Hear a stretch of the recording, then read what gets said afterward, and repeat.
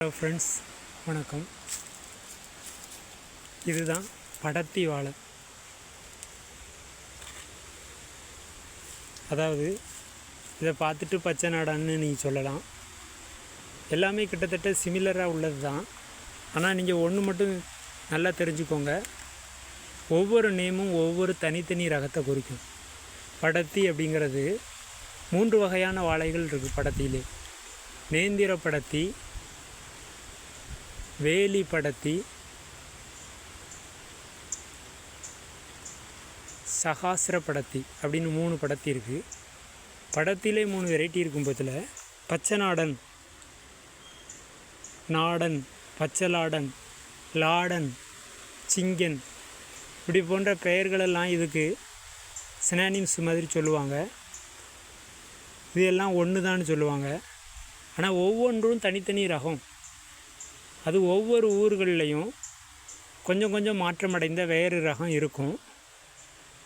அதை கரெக்டாக கண்டுபிடிக்க தெரியாமல் தான் இந்த பெயர்களெல்லாம் ஒரு வாழையே படத்தி அப்படிங்கிறதும் பச்சை நாடன்கிறதும் ஒன்றுன்னு சொல்லுவாங்க.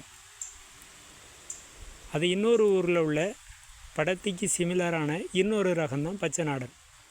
அதே போல் காளி வாழைன்னு சொல்லுவாங்க, நேந்திர காளின்னு சொல்லுவாங்க. இந்த காளி வாழை இதுக்கு சிமிலராக உள்ள இன்னொரு ரகம். இதை போல் தான் ராஜா வாழை இருக்கும். எல்லாமே டேஸ்ட் வைஸு, ஃப்ளேவரு, அது பழுத்த உடனே கனியிற டைம் எல்லாமே மாறும். அதில் இருக்கக்கூடிய பொட்டாசியம் கண்டென்ட் வேரி ஆகும். இந்த மாதிரி நிறைய விஷயங்கள் இருக்குது.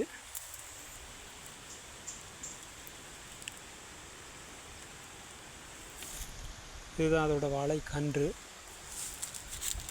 இது நல்ல நீட்டமாக இருக்கும், நல்ல லாங்காக இருக்கும்.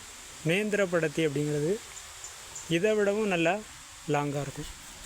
இதுக்கே வேறு பேர்கள்னு சொன்னோன்னா படத்தி, படித்தா அப்படிங்கிற பேர் உண்டு.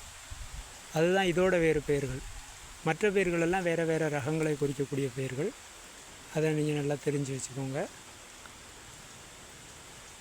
பொதுவாகவே நிறைய ரகங்களை பொதுவாக பொது பெயரால் குறிப்பிடுவாங்க. நிறைய ரகங்களை ஆவரேஜ் பண்ணி ஒரே ரகமாக சொல்லுவாங்க. ஆக்சுவலாக தேன் வாழை, கற்பூரவல்லி அப்படிங்கிறது ரெண்டும் ஒன்று தான் அப்படிம்பாங்க. எங்கள் ஊரில் தேன் வாழைம்போம், உங்கள் ஊரில் கற்பூரவல்லி சொல்லுவாங்க அப்படின்னு சொல்லுவாங்க. அது அப்படி உண்மை கிடையாது. ரெண்டும் பழங்கள் பார்க்குறதுக்கு கொஞ்சம் சிமிலராக இருக்கும்.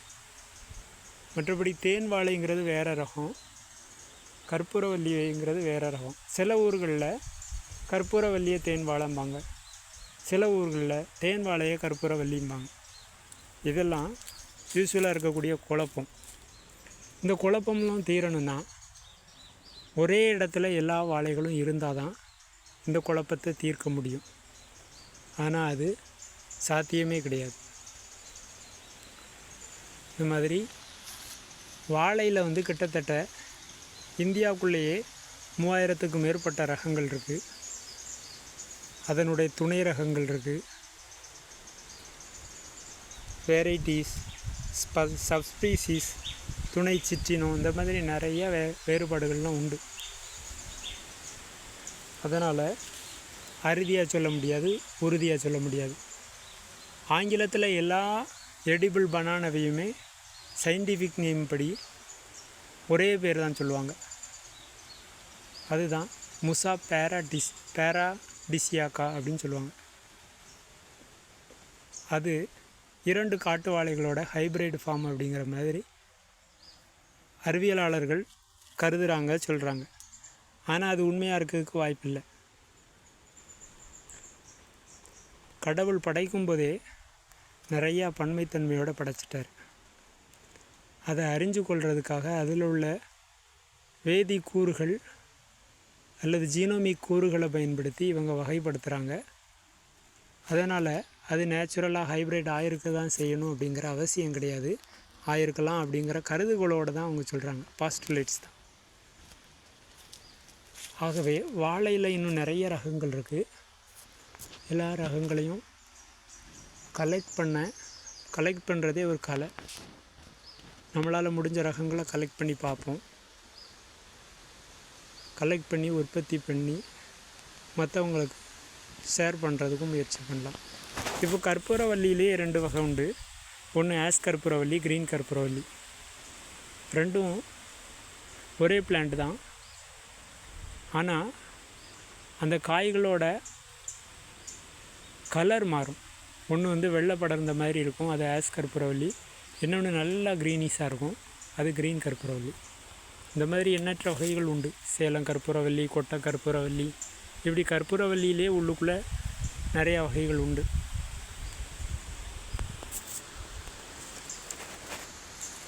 ஓகே, அடுத்த வீடியோவில் சந்திப்போம். நன்றி.